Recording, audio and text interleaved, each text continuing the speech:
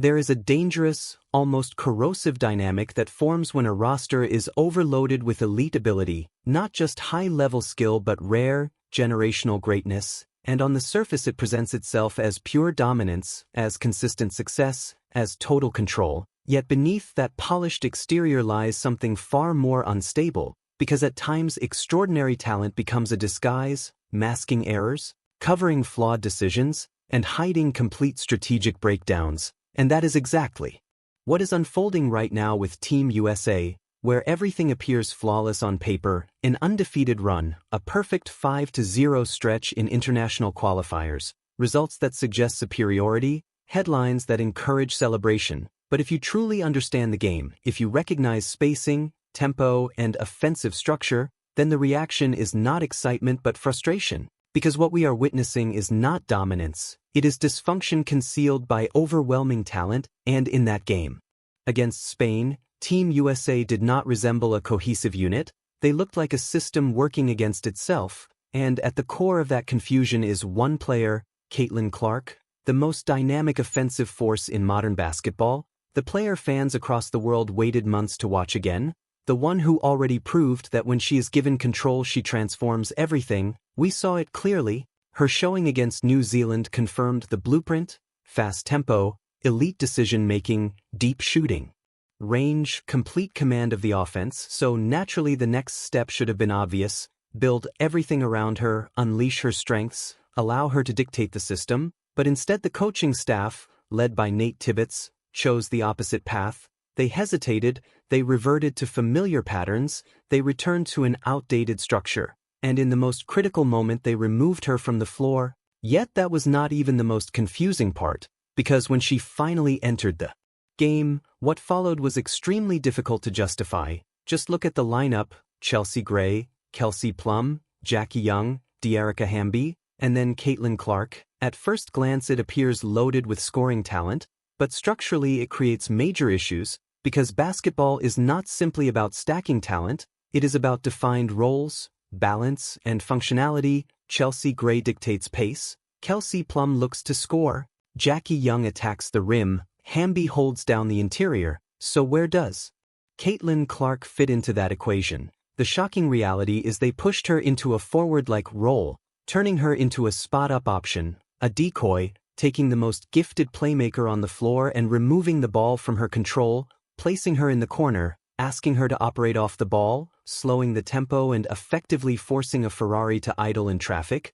This is not just questionable strategy, it is a complete system breakdown, comparable to asking Patrick Mahomes to play on the offensive line. You are not just misusing talent, you are neutralizing it, because what truly separates Caitlin Clark is not only her shooting, but her gravity, her vision, her ability to distort an entire defense with a single decision.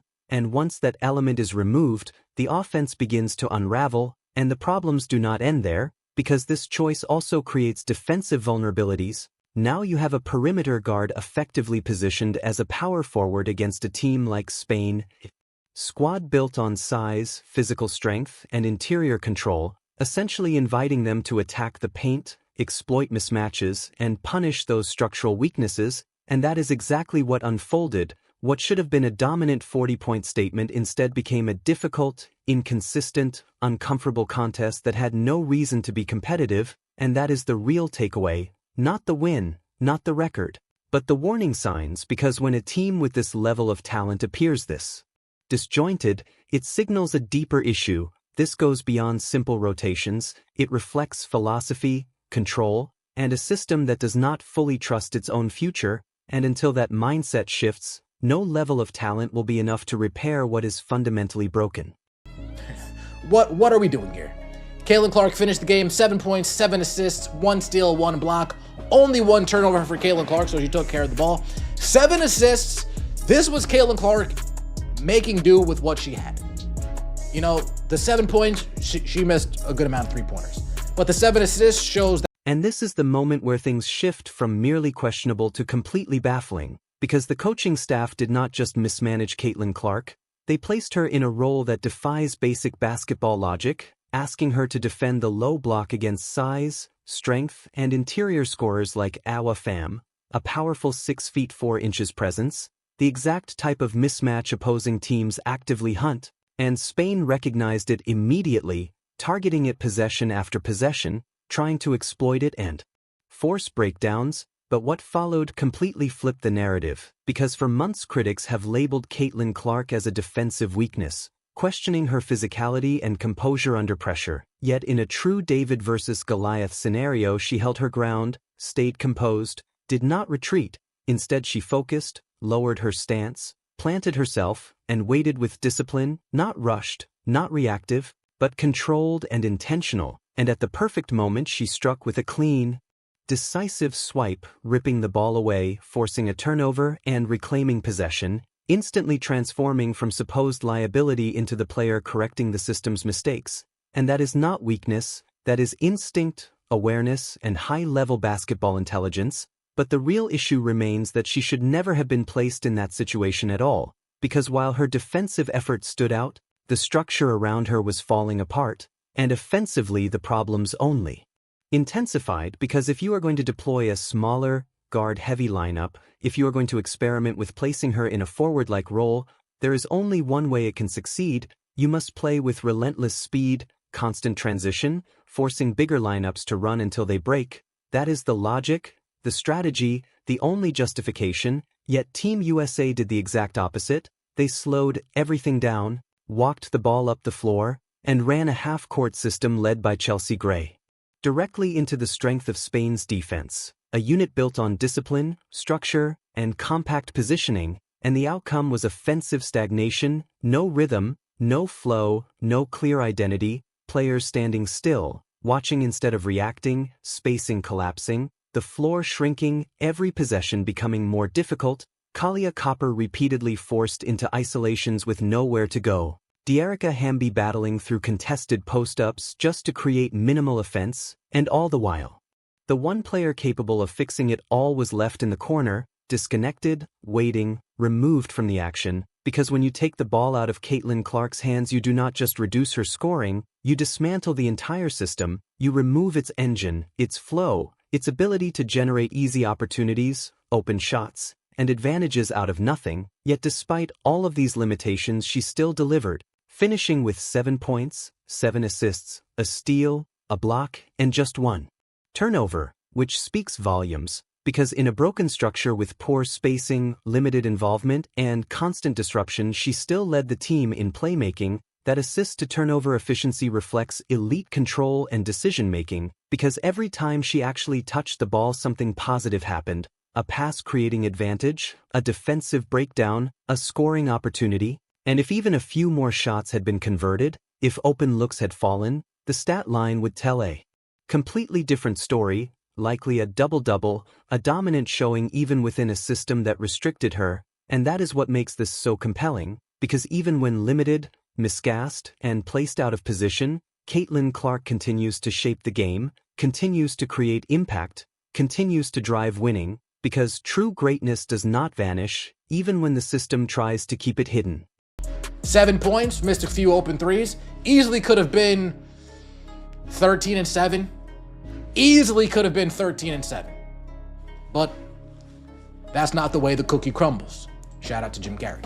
Caitlin Clark in the first half today, 5 points, 4 assists. And then there was that sequence, the kind that does more than fill a highlight reel. It defines the tone of an entire tournament, because in one instant Caitlin Clark reminded everyone exactly who she is. It begins deep in the backcourt near her own baseline, where most players would slow things down, reset the offense, and wait for structure to form, which is exactly what Team USA seemed ready to do. Another controlled possession, another predictable half-court setup, but she saw something different. While everyone else was thinking about initiating the play, she had already processed the outcome, her vision moving ahead, scanning, reading, calculating, and then she recognized it. A burst of movement slicing through the defense as Paige Buchers sprinted up the floor in transition, and without hesitation, without an extra dribble or wasted motion, she acted on instinct, planting her feet and firing a full-court pass. A 70-foot strike delivered with perfect accuracy, cutting through space and landing exactly where it needed to be, right into Buchers' path, perfectly timed, leading to an easy finish at the rim, smooth, effortless, unstoppable. And just like that, the entire dynamic flips, defense instantly becoming offense with no delay, no structured setup, just pure basketball brilliance. And that sequence captures the true Caitlin Clark effect, the ability to generate something out of nothing, to turn an ordinary possession into a moment that completely shifts momentum, and more importantly, it shows exactly how this team is meant to operate: fast, aggressive, unpredictable, because when they embrace that identity, they do not just score, they overwhelm opponents, they force chaos, they control tempo. Yet instead those moments were limited, scattered, almost accidental, because the system kept dragging everything back into half-court execution, and every time it did, the pace dropped again, spacing tightened, passing lanes disappeared, and Spain settled into its disciplined, structured, suffocating defense, the shot clock ticking down, 10 seconds, 8, 6, with nothing developing, no movement, no openings, no clear solutions. And that is when pressure takes over, because when the system breaks down, there is only one option left: give the ball to your best player and hope they can rescue the possession. And for Team USA, that player remains Caitlin Clark, because when everything stalls, when the offense completely freezes, she still has something no defense can fully contain: her range, her confidence, and her ability to convert impossible shots under extreme pressure, the kind that do more than end possessions. They destroy momentum, silence opposing runs, and shift the entire flow of a game. And every time the situation reached that point, you could feel it building, the tension, the expectation, the sense of inevitability, because even within a system that limits her, even in stretches where she is barely involved, when the moment matters most, everything still finds its way back to her. It doesn't look like there's a rhyme or reason to anything. A lot of freestyle offense. Even the announcers made note, like, the offense just looks like they're freestyling out there. Looks like they're just throwing you-know-what at a wall and hoping it sticks. And then comes the pure isolation moment, where everything breaks down: no system, no structure, no support, just instinct and elite ability. As Caitlin Clark brings the ball up, crosses midcourt, a screen approaches and she immediately dismisses it, waving it off without hesitation, because she already understands this possession is no longer about design but about survival. She creates space with a step back, shifts again to gain separation, and from near the logo she rises into a deep, heavily contested three, well beyond the arc, the kind of attempt coaches usually hate until it drops, and in that instant it becomes more than a shot, it becomes a statement, because when structure fails and the offense collapses, teams stop relying on schemes and start relying on individuals. And right now there is no player more capable of reshaping a possession from that distance than number 22. That is not just skill, that is transcendence, the line between a solid team and an unstoppable force. Yet her influence goes far beyond highlight plays, because while most people focus on the deep shots and long passes, the real impact shows in everything between those moments. She is constantly in motion, constantly reading, constantly engaged. Every loose ball she is chasing, every broken possession she is trying to repair, every missed chance she is working to recreate, because she understands something many overlook, that each possession matters, and when an offense struggles, those extra opportunities become the difference between winning and losing. So she does not wait for them, she creates them, forces them into existence, and even when the system around her offers little support, she effectively becomes the system itself, which is why the situation is impossible to ignore, because across every category, playmaking, scoring, effort, and awareness, she is lifting the team, while the structure meant to amplify her is instead limiting her. And that is the true narrative. Not just what she is producing, but what she is achieving despite those constraints, because when a player can dominate, create, and shift games in this way without being fully unleashed, it leaves one unavoidable question: what happens when she finally is allowed to operate at full capacity? Kelsey Plum, 18 points. Erica Hamby, 14 points. Ka Copper, 20 points. A lot of Ka Copper's points, straight up ISO ball. And this is where effort becomes undeniable, because while systems can break down and strategies can fail, instinct always reveals the truth. Watch the sequence carefully as the ball comes loose and the game slips into a brief moment of chaos. A split second where control is gone and a Spanish player begins to panic, searching for an outlet, looking for somewhere safe to move the ball.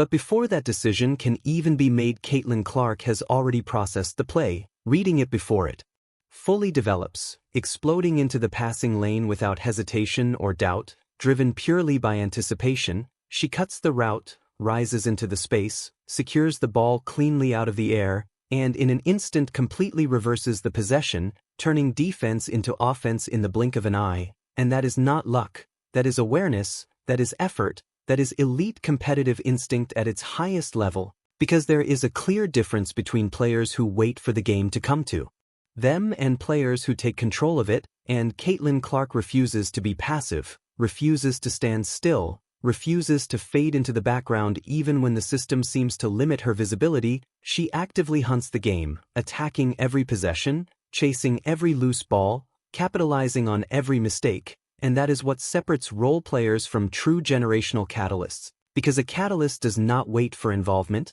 they create it, they shift momentum, they inject life into a game that is losing energy, and in that single steal you can feel it again, momentum building, urgency rising, control shifting. But just as important as what is happening on the court is everything unfolding behind the scenes, because for months the discussion has extended far beyond basketball into tension, rumors, and constant speculation about what is happening inside that locker room, with talk of jealousy, division, veterans versus rookies, the old guard clashing with the next generation, teams supposedly on the verge of breaking apart. Yet moments like this challenge that entire narrative, because when you observe the effort, the reactions, and the way players respond in real time, a different picture begins to form, not perfect unity but not dysfunction either, something in between, a group still finding its identity, still adjusting to an inevitable shift, because whether it is openly acknowledged or not, the future is already here.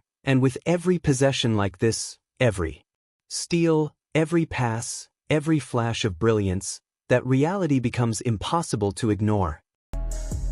Dearica Hamby calling for the ball in the post, calling for it and calling for it. And they gave it to her. She converted.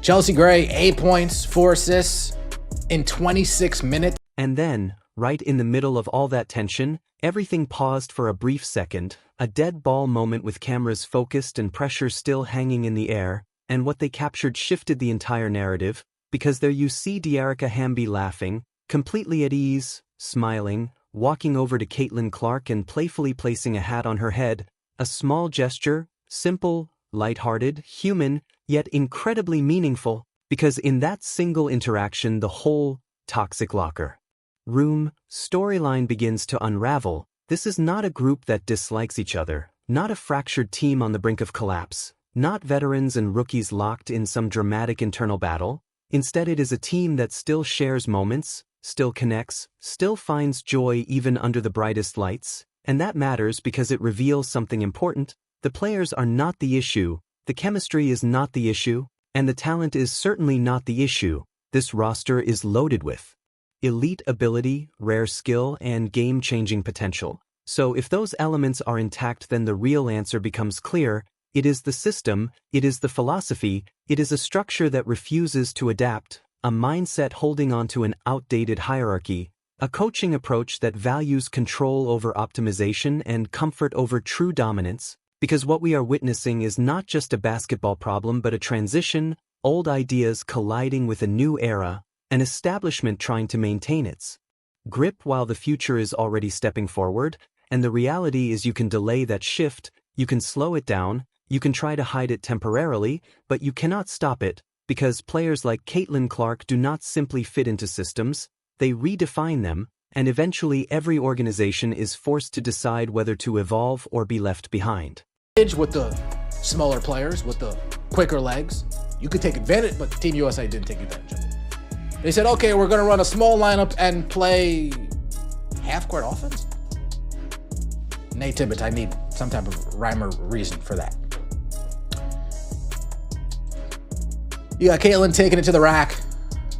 And this is the part that can no longer be hidden, because every single time Caitlin Clark actually got the ball, the impact was instant, undeniable, and explosive. It only took one simple action. Jackie Young delivers the pass, one dribble follows, just one, and the entire defense reacts, stepping up in unison, And in that exact moment Clark processes everything, reading the floor in real time and firing a perfect pass ahead to Paige Bueckers in stride, no hesitation, no delay, and suddenly, what was a stagnant half-court possession transforms into a fast break that cannot be stopped. And that is the difference, that is the gap, that level of processing speed that simply cannot be taught, and more importantly it represents an offensive pace the system was never designed to support. Because what we are really witnessing is hesitation, a reluctance to embrace change, a fear of losing control, a fear of a system that moves faster than those trying to manage it. But now the tournament has ended, Team USA remains undefeated, and on paper it looks like complete success, yet for those who truly watched it feels unfinished, because now comes the most difficult phase, the waiting, the uncertainty, the business side of the sport. While fans are eager for more, the future of the WNBA is being discussed in boardrooms, contracts, revenue structures, power dynamics, all while the game itself continues to evolve in real time, because whether it is acknowledged or not, Caitlin Clark has already changed everything from viewership to attention to overall energy around the sport.